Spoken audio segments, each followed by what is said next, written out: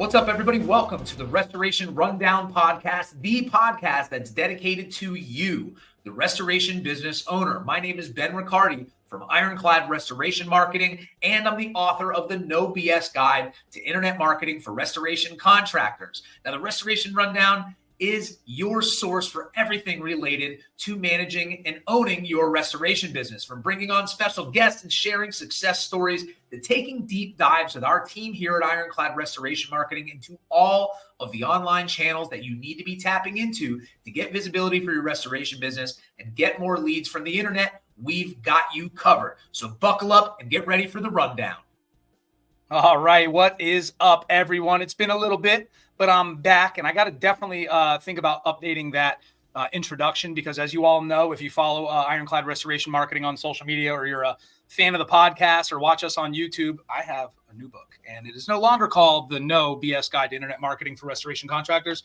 It's not called the Some BS, because let's face it, as much as I've tried to update this book and revise it over the years, Google's changing at breakneck speeds. Tactics on how to win online are changing at breakneck speeds as well. And I want to make sure that you're getting the most authentic version of not only me, but what it actually takes to win online. So there may be some BS. In fact, I'm pretty sure there's going to be some BS in there as Google updates, but I'm pretty excited about this book. So I got to change up that introduction, but I'm even more excited about our guest today. It's been a little bit since we've had somebody on, but I'm really excited to bring him on. We've been going back and forth trying to get this thing going. So the next guest is the CRO of LiveSwitch. You might have seen a lot of people out in the industry now sharing it and talking about it and using it.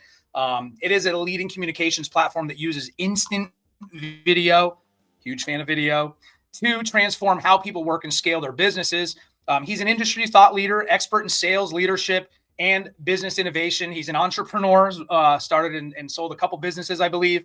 He's also a black belt. We're going to get into that a little bit. As you all know, I'm super into jujitsu and the martial arts. And he is a man who is single-handedly keeping the Hatfield and McCoy feud alive. So I want you guys to please join me in welcoming Mr. James Hatfield to the rundown. How's it going, James? It's going great. What an intro, man. I feel like, man, humble me a little bit, man. You build me up. It's great. I love it. I feel great. I'm like, man, I could use that every morning before I start off work. Yeah, we can record that and just do that for each other, because I definitely need it. I just got to be careful because my head can only fit in so much of a frame in this thing. So if I get built up too much, it'll just be a face. And I don't think anybody wants to look at my face too long. That's why they listen to this on Spotify. I love it, man. James, I love it. Hatfield. I always, initially thought I was looking up some information on you before we got to know each other a little bit. And I noticed that you are the lead singer of Metallica. So that's pretty cool. Big fan of Metallica. I really appreciate you taking your time out of your world tour to come on here. No, it's actually, that is what I initially thought, but it's Hatfield, right?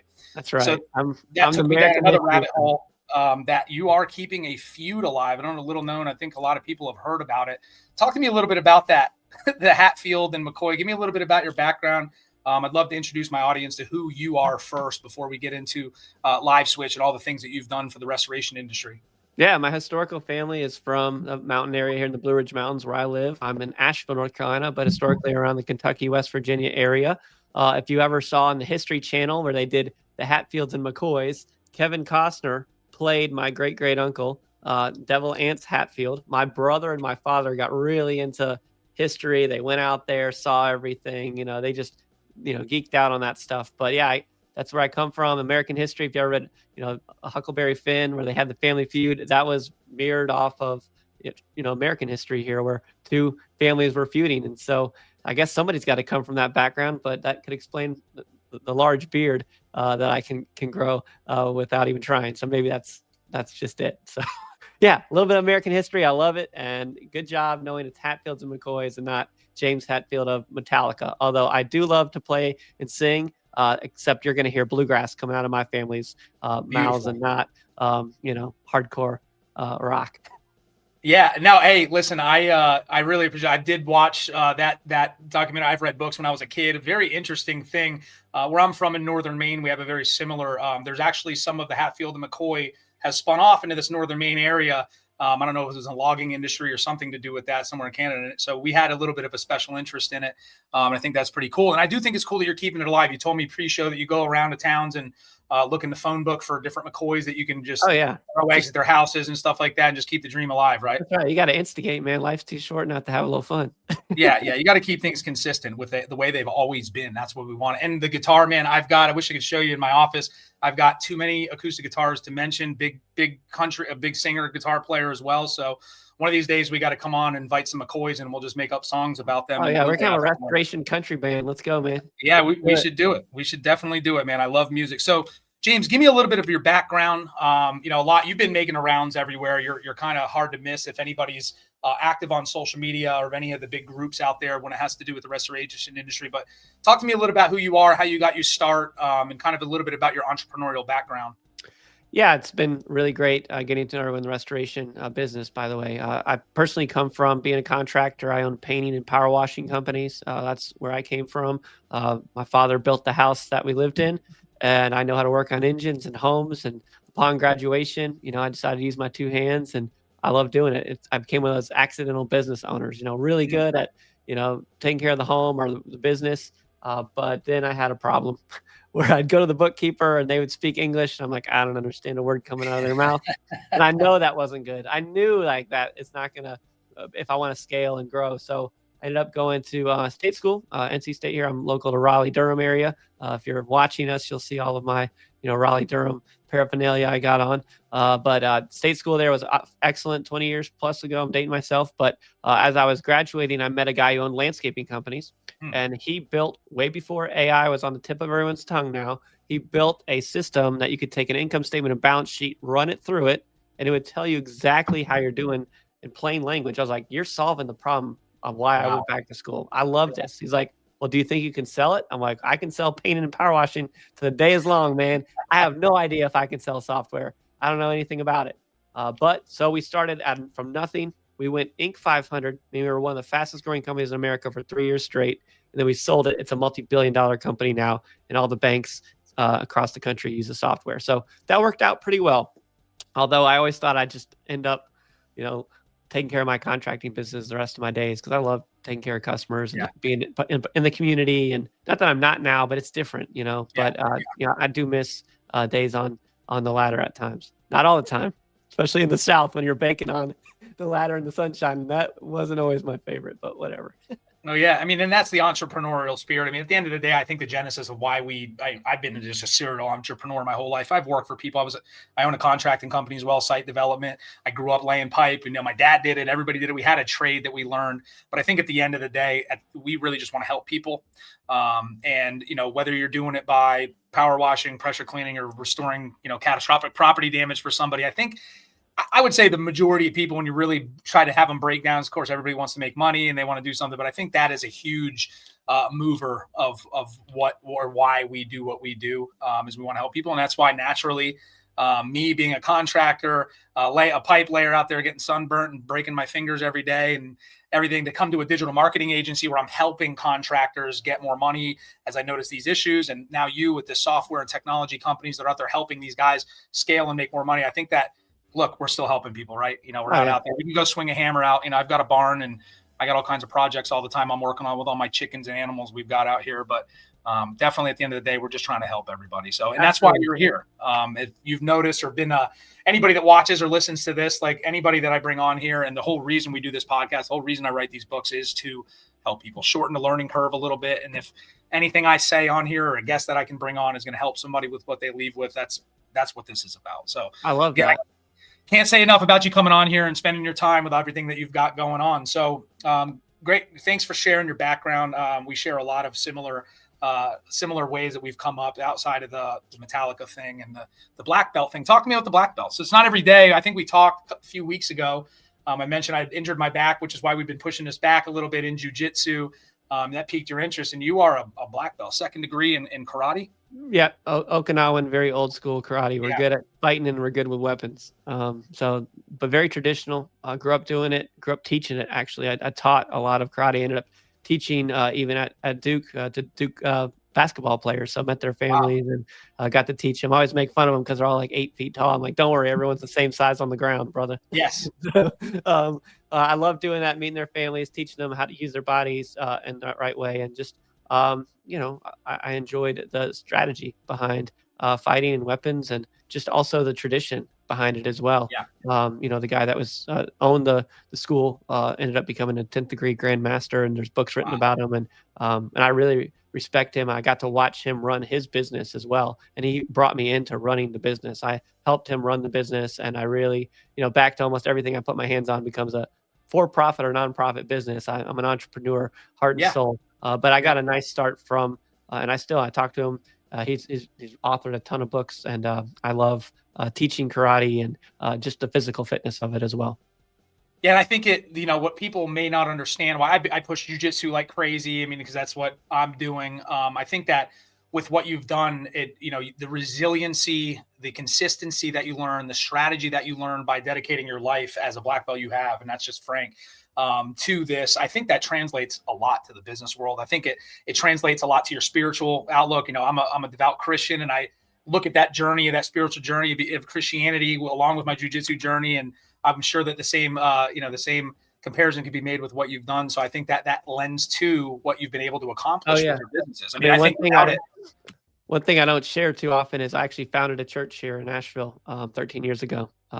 So I grew up atheist, actually had some life events happen, became a devout Christian. I rewrote the whole New Testament by hand. Because I was kind of worried about religious folks. And I was just worried. I just didn't come from that. I didn't come from any faith background at all. Actually, we kind of said, hey, it's Santa Claus and don't ruin it for the kids. But I had a conversion and felt called to start churches. I literally just started a church in the last couple of months in a hospice. So I go and we bring the guitars in and my children, and we sing to people on their last hour of life around their families. So it's a big, we've got full-time staff, 6 different churches now, and the nonprofit has done very well. And I'm very pleased to see what God is doing there. And if you're not religious, don't worry. I think we're just, talking a little bit about the things that we've built and been a part of. So that's definitely part of my story as well. A big part of my story, actually. Yeah. I mean, it's Colossians 3:23-24. You're do whatever you do it like you're working for the Lord. And that, again, that lends to the success, your resiliency, the resolve that we do. And it's really great to hear that you're planting some churches up there. That's something that I hope to be able to do in my lifetime, as we're called to do as Christians. But enough about the Christianity.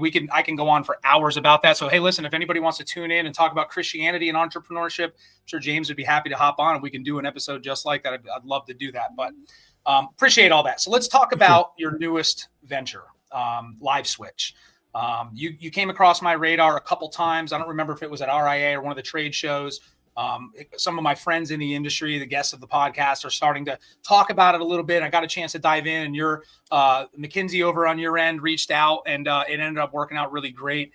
Not only do we share a lot of commonalities, but I really like your platform. So give me a little bit of an idea of the background of LiveSwitch. Let's talk to everybody about what it is and really how it can help them in their restoration business, or really any kind of business. It looks like, I looked on your website, I don't think you're missing any single niche on there. Being a site development contractor, we took a look at it as well from that company. So talk to me a little bit about LiveSwitch, who, what, why, where, how, and why now. Yeah. Well, we never intended to be back in home services, although I think gravity has a way of bringing you back to your roots. We purchased this company 5 years ago. It's a 16-year-old company, and everybody here has actually even seen our stuff and used it. You just didn't know it was us. So we did the Super Bowl the last 3 years. If you go to an MLB ballpark and scan a QR code, they put you on the Jumbotron. We did that during COVID. NBA had the bubble. We powered all of that. But we're one of very few companies that work with live video. It's extremely difficult. We have a ton of computer scientists on staff. And so what ended up happening, because we're one of few companies in the world that work with live video, we got the chief of police in Washington, D.C. knocking on our door to reinvent the nation's 911 phone call. So got to really think hard about, how do we tap in? Everyone's got 3 to 5 cameras in their pocket at all times, most everybody, right? How do we tap into that without having somebody stop and download something when they're in the middle of an emergency situation? And how do we get them to use something they've never touched before, right? And they're compromised. So between those 3 pieces alone, it took us a while, but we eventually found a way to get in through SMS texting. So when you call 911, you're on telephony. It's actually the worst part of the phone. It's ancient. We still have phone numbers. It's crazy. But you're calling 911, and in this case, 911, right? And then you get a text. We figured we can go in through SMS. It's a different mode. And then you can tap the text and then get into a third area, which is in your data and it's the nerdy talk's called WebRTC. You don't have to worry about that stuff, but it'll allow us to stream that video camera from the citizen to a police car, a fire truck, or emergency medical, so they can see what they're driving into. It's called situational awareness. So we figured, well, who else can use this? No app. You see what I see. And we ended up back into home services as well as property and a number of other areas. But restoration, we kind of came on the scene through a podcast.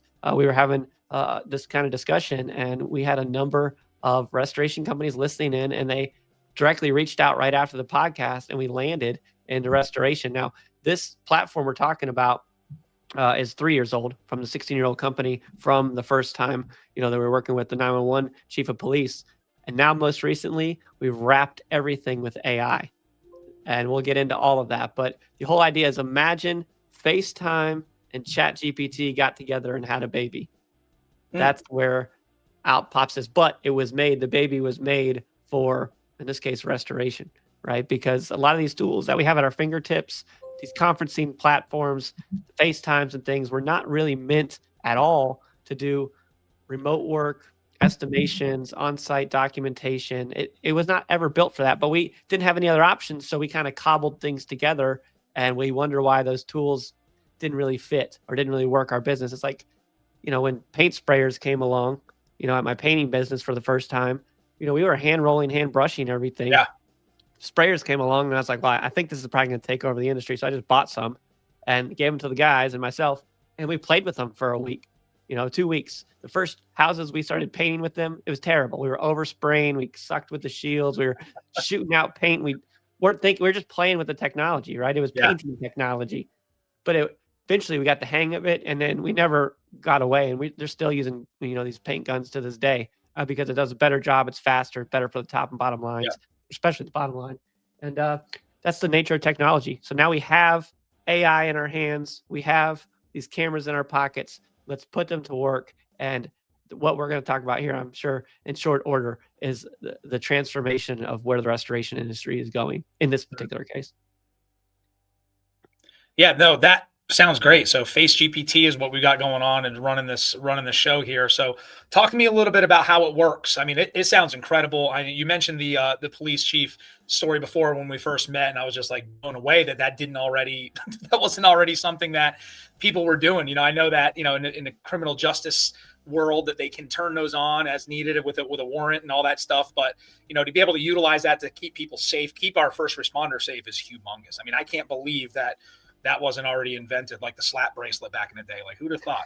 Somebody, if I'd have just been on top of that one, I'd be you would have made a few bucks. Yeah, the chief of police himself, when I showed him everything, he literally looks over his glasses. He goes, "James, this seems so obvious. Why didn't we already have this already?" And I'm like, Chief, we all didn't carry around cell phones in our pocket. They practically issue them now when you're born. But now that we have the infrastructure, it is obvious. We just happen to be the ones that ushered it in. But it was obvious, and the technology just needed to happen. But it is funny how sometimes the most obvious things in front of our face, we're like, why didn't we have this earlier? To your point. You're exactly right, Ben.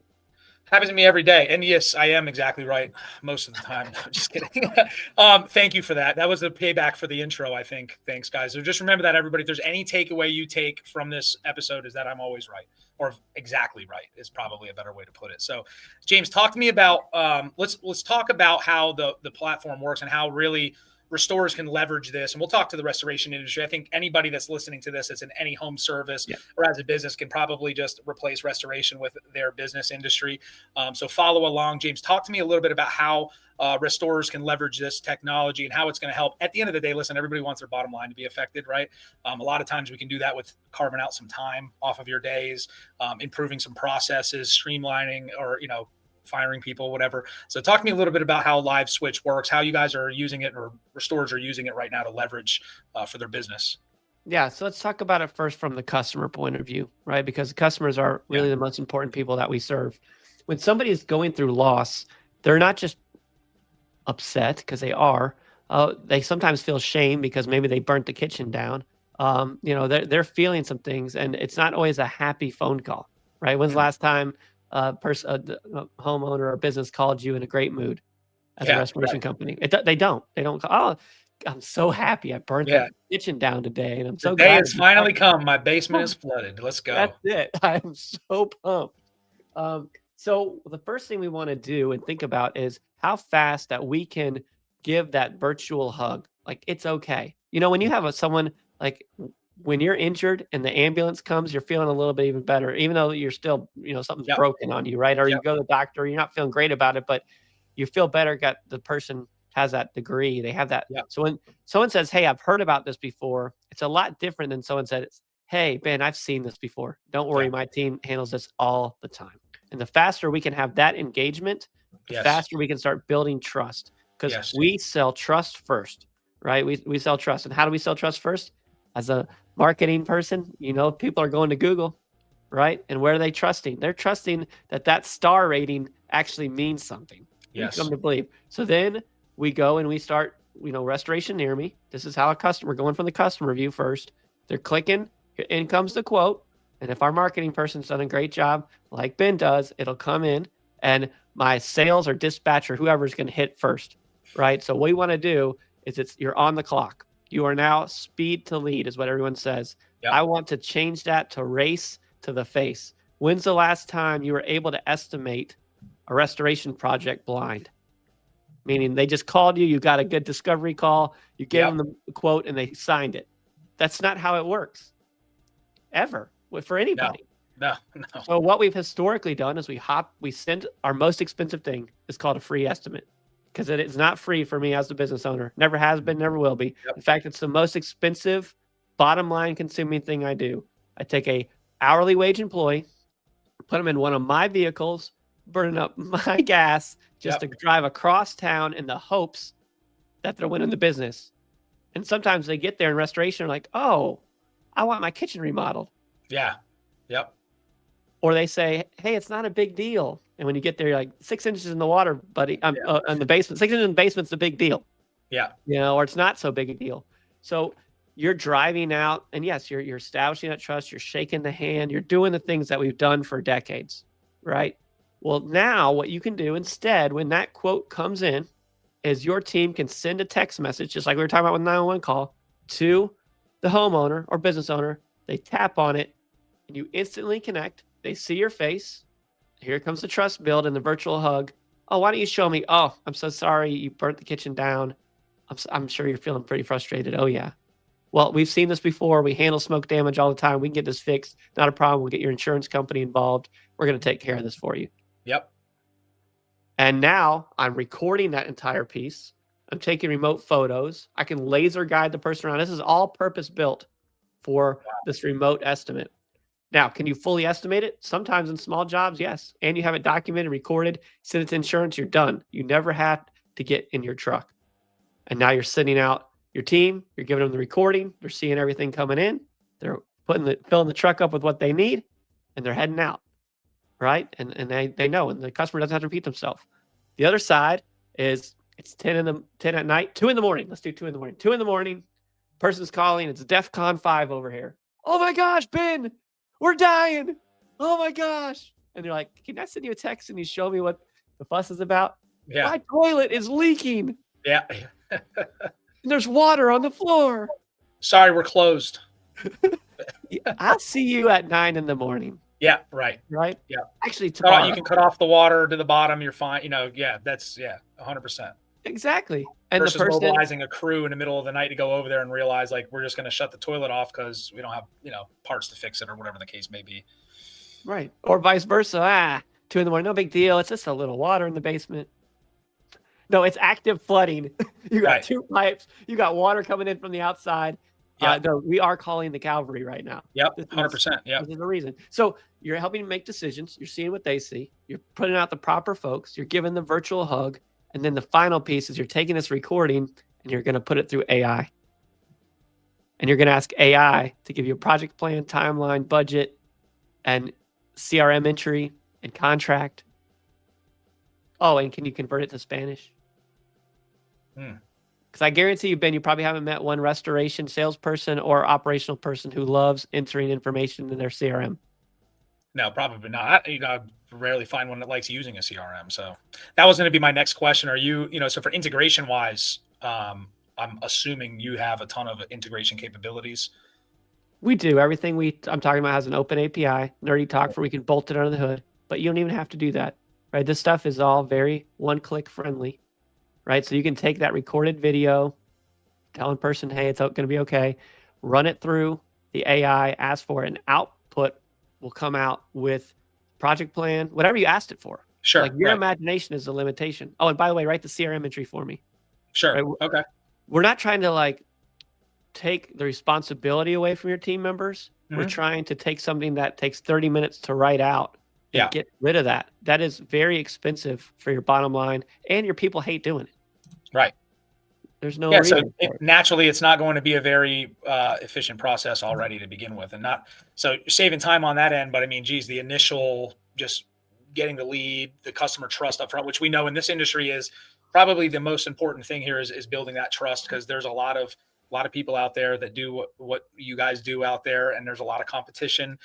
That's why we talk about getting Google reviews. That's that social proof. And if you can get that past that point, it's still an uphill battle, and everybody has their own close rates. But man, you get on the phone on a live, FaceTime, chat GPT, get to take a look at the damage, get to ease their mind.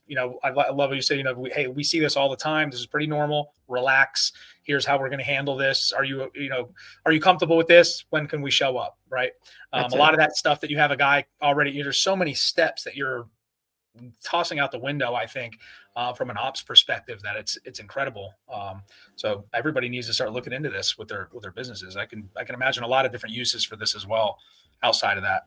Oh yeah. Once you see the outputs of what is possible, like yesterday, I was on with a flooring company. Guy's 30 years in flooring. He's the owner, and he walks around his office because he's actively replacing some of his carpeting. And we run a 3-minute walkthrough video. He's telling what here's this, here's what I need. The report even had the quote, and he went in his quoting system. Our system was only $150 to the north of the entire quote. He was blown away. And then in addition, because he has to move everything, just like restoration, sometimes you got to move the stuff out. He even on the same video ran an inventory report, and it showed everything that needed to be moved, all documented with weights and how to move it. So it had the full moving inventory in addition to also his quoting and everything else. So as you start to leverage the power of AI in your business, you can start running all these different pieces to, one, cover your backside, and B, document everything. And when you're documenting everything, now you're bringing your own YouTube library into your business for training, documentation. Sure. Maybe if you got to go back a year later, you got to give it to insurance, you got to get subcontractors out there, all 9. This is uplifting the value of your company. Because anytime you go to exit, and I talked to a lot of folks that are exiting businesses, I've sold businesses, right? Like now, when you're documenting your process, you have everything recorded, everything there, you are elevating your multiple upon when you're ready to sell your business. Yeah, that's great. And, so there's a lot of people that listen to this, and we cross the gamut with listeners. There's the one-man shows, there's the multi-million-dollar corporations. I think Jay-Z listens to this quite a bit. And everybody has their own processes. Everybody has their own systems in place. I mean, how, I know you mentioned it's super user-friendly, one click. Do we have any limitations? And I'll take a step back, and why I'm asking this. There's a couple vendors out there in the restoration world that struggle in the restoration industry, because if you're not using XYZ CRMs, maybe the big 5, and you don't have this, and this set up in your business, we've got to customize this so much that it's not worth it for us. So how did you guys overcome that with your technology, or did you overcome that to where we can kind of just blanket this to anybody, no matter where you're at in your business? Right. Well, in restoration, right, we're going to struggle sometimes with the insurance companies. Yes. Because they have to have it a certain way. So if you want to get the insurance money, you've got to captain and do that, right? Sure. That aside, okay, how can a small startup or mom and pop compete against the big folks? Here, you're listening to it right now, right? With Ben, we get our marketing game on, right? And then we beat them on speed. So we're talking about race to the face, speed to lead, this type of thing. If I can be the first one out, have you ever called somebody and said, hey, I'm on my way out to do your estimate to take a look at the issue? And they're like, don't bother, I found somebody. Yep. You only lost because of speed. Yep. That's where this is coming in. So if you can be nimble and quick, find the things that enhance your speed. Just like for an NFL wide receiver, the fastest ones make the most money. Well, the fastest restoration companies make the most money. You know how I know? Ask a business owner whose business is down because they need restoration, how fast they want. So what you can do is go around to commercial, and we have QR codes and different things. Say, hey, look, I know you might already have your big company you've used in the past, but if they don't come out fast enough, or even a day or delay, which costs tons of money. Why don't you put us to the test here? Either give us a call or scan that QR code, show us the damage, and watch how fast my team can come out, right? And that's how you start taking away business, claiming it. Assume everyone in your entire community is going to have loss at some point. So we see a lot of reactive businesses. How can you be proactive? Marketing. Send out a document that says in the mailbox, yes, I know that's a bit old school, that says hang this up. And it says, ever experiencing loss, put your phone number, scan this QR code, tell us what's wrong, claim that property. That's a big race, another race going on now. Sure. Claim your favorite neighborhoods, claim your favorite business parks, start doing this and then marketing to them and then beating them with speed. And you don't have to be a big, huge company to start winning. It's getting ahead of the times, or getting with the times and leveraging these softwares, and that people may be traditionally adverse to using any technology. I mean, I still talk to guys and go into associations and stuff that are like against digital marketing. Like, we don't need to use it. And then you notice those guys 6, 7 months, 2 years, 10 years down the road, where they're like, holy crap, our business is down. This plumber and this property manager is not referring us work anymore. What do we do? TPA's dried up. What are we going to do here? And then you're reactively trying that. It's no different. Every year we deal with this. As cat season is pretty big. I'm down in South Florida. Hurricanes start coming, and then we start getting the phone calls like, hey, we need to be, start getting SEO going. Like, man, you're way too late. You're trying to get your beach body in the summertime. You've got to start a little earlier. So I think it's pretty cool to see technologies like what LiveSwitch does kind of step in and basically just kind of give you a tool that will just totally put you ahead of where you would have been traditionally. I think if you can get your digital marketing, obviously you want to have that real estate on page one, but what's happening after that, right? Well, your digital marketing agency, you can't control that. Your sales guys can control it somewhat, but man, if you can eliminate hours, days off the process of closing a client, especially in a cat type situation or something that's, pretty emergency, man, what a great technology, what a great tool to be able to use. And, like inventing the slat bracelet. I don't know why anybody hasn't thought of that before. Right. I know, it's crazy. Here's the thing about a cat situation that I think is really important. I want to tack onto this, and about getting your beach body ready, which I love that. Right. So if you are smaller or larger, whatever you're listening to this episode, get ahead of the hurricanes. Guaranteed they're coming. I'm in Asheville, North Carolina. We had a pretty bad one. All right. Yeah. What we would have loved, my neighborhood specifically, as if someone would have gone around pre-hurricane or anytime, frankly, and said, hey, hurricane, cat, what you can do, scan this QR code, take a video of the damage, and you'll automatically start having these inbound leads come in. The beauty is it's all on video. Yeah. Right. So the dirty secret, I know it now that I've been around the block a few times, is that we're going to prioritize the best jobs. Yeah. So when those cat things come, those things that happen, you've got all these inbound videos, you're watching quick videos and you're prioritizing, okay, we'll take that one, we'll take that one, we'll take this one. And now you've lined up that work. You've got this instant response to that group of people you're going after. And these are some of the no nonsense, easy things to do to get ahead of it and to also prioritize the right jobs that can make you your top line and bottom line sing.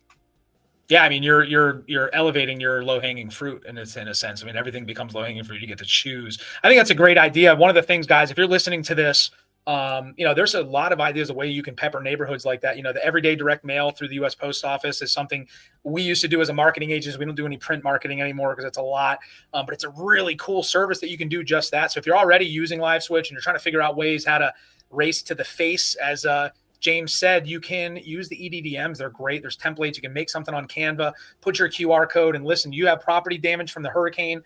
You can send these out, and they're send them out in 2 days. Look at a hurricane may be coming. It's worth spending $400 or $500 on these mailers. Get them into the neighborhoods that you want to work in, or the businesses. I mean, you can choose commercial versus residential when you're picking your zip codes. That's a really easy way to do it. 100%. I mean, you could put posters up if you want. I think that's a great idea. Drop flyers off, pay somebody a couple bucks to go throw some flyers around, but preemptively doing that, so you're not reactively trying to get these people who, as bad as it was in Asheville, and we get them.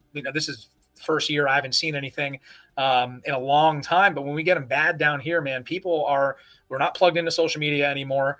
It's harder to get online. The internet's down, electricity's out. The last thing you're going to be doing is trying to figure out some stuff like this. You just take the guesswork out, make the decision for them. Because if you can get a QR code, they can check your company out. Your Google reviews are good. You've got a little bit of a placement on Google. I mean, everything that you've done to build your organic rankings up and all the different stuff you're doing on Google search, putting those billboards up. LiveSwitch during a cat disaster with this type of technology can connect the dots there, because Totally. And now you're getting everything live on recorded video. And yes, as Ben will tell you, when you have real photos, real videos on your business profile at Google and on your website, now AI is looking at these things. yes, Google is looking at these things, and it will organically raise you up in yep, that search as well. So it all comes full circle. Or maybe you're using these things for social media yep. or other pieces. Obviously, you get approval from the homeowners, but Right. if they've had a great experience with you, you got a nice before and after, and you've got it all captured on video, you got to use that stuff. This is the stuff that matters and moves the needle now.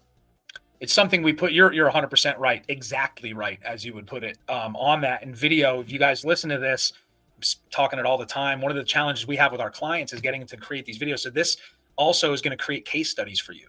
Remember, we're building trust. You are going into somebody's home or business that's had catastrophic damage. In the business side, it's a little bit different, but you got to build that trust. And if you can get that trust built by showing case studies, and when your guy gets on there and they're like, hey, listen, we've seen this before, check out some of our videos, check out our Google business profile, we've got some case studies. You create a case study before and after, and you tag whoever that is in social media. Let's just say you've got a great client that allows you to do that. Now they're sharing it, and that whole top of mind referral mentality with social media starts steamrolling there. And then you're just going to start trickling in this perpetual pipeline of leads. So I can definitely see from a digital marketing perspective how this can really, really help accelerate your visibility online and help you bank some videos, because video is, with AI coming out, video is, and I've been saying this for a while, video is going to be the thing that builds the trust the most. It's very easy to fake things these days. It's very easy to buy reviews on Google. However, you shouldn't be doing it, but video, it's hard to escape that. I know there's really cool videos on AI coming out, but I can't imagine a restorer. If a restorer has enough time to sit down and create AI videos of case studies, then they probably have a little bit too much time on their hands. That's But videos right. are huge to build trust on your website. And the other thing to know is know how Google and ChatGPT operate.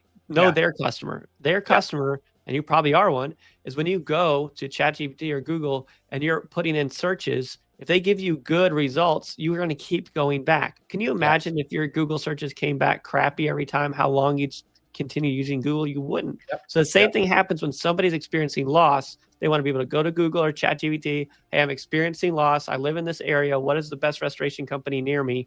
That is where Google makes its money, in ChatGPT. They're going to surface and find the best restoration companies and surface those organically, because then if you use them, it was a good experience, you're going to keep coming back to Google and ChatGPT. So by you being the real thing, doing good work at the end of the day, and then showing that work off, then those systems, Google and ChatGPT, can crawl everything that you have and surface the best results for their customers. And then they get advertisements too, right? So it's all full circle. But if you know how the game works, and don't overcomplicate it. I think we like to use a lot of fancy words, but if you're doing good work and you're showing off your good work, and you keep doing your good work over and over again, and you work with the right companies like with Ben, you're going to be just fine. And just stay ahead of things.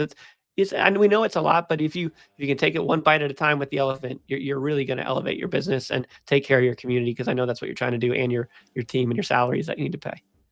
Yeah, 100%. James, we're getting ready to run out of time here. I did share the link to go visit LiveSwitch, but if you guys check out the show notes, we've got a couple custom booking links and a promo code for the Restoration Rundown listeners that we're going to go and share with you guys. So take a look out in the show notes for those links and save some money. But even if you don't want to wait, you don't want to look at the show notes, go to LiveSwitch. I believe in their platform. You'll notice that there's a lot. Start searching the Restoration Rebels group for other people talking about it. If what James has said today doesn't convince you that you should be implementing this in your business from a marketing perspective, you should be implementing video into your business anyway. So why not use something that does everything for you? Or all the guys that tell me that are customers that are listening to this or clients of mine or past clients that I don't have time to make videos. You have no excuses anymore with companies like LiveSwitch. So James, I really appreciate your time. Any final thoughts before we wrap up today? Yeah, do me a favor. Don't be a dead end. What's a dead end? It's a person who takes in all this great information. Ben is putting himself out there trying to increase, his industry, really help out, give those golden nuggets. I'm sure he's not making millions off this podcast. So I think the least we can do, and I don't care if it's this episode or a different one from what Ben's doing, go ahead and share it somewhere, like either with a colleague, one of your network, put it on a LinkedIn or a social network like Facebook if you're there, and just don't be a dead end. Like, we want to share. I know we can think sometimes, oh, it's my competition. No, don't think of it that way. Like, the cream rises, so does the crap. Be the cream, and go ahead and share, what Ben's been doing. And thank you for making a difference in our industry, Ben. We really appreciate it. James, same to you, man. I really appreciate everything you're doing for the industry, and I know everyone else does. That's it for today, buddy. I really appreciate you coming on. I'm looking forward to future episodes. Thank you.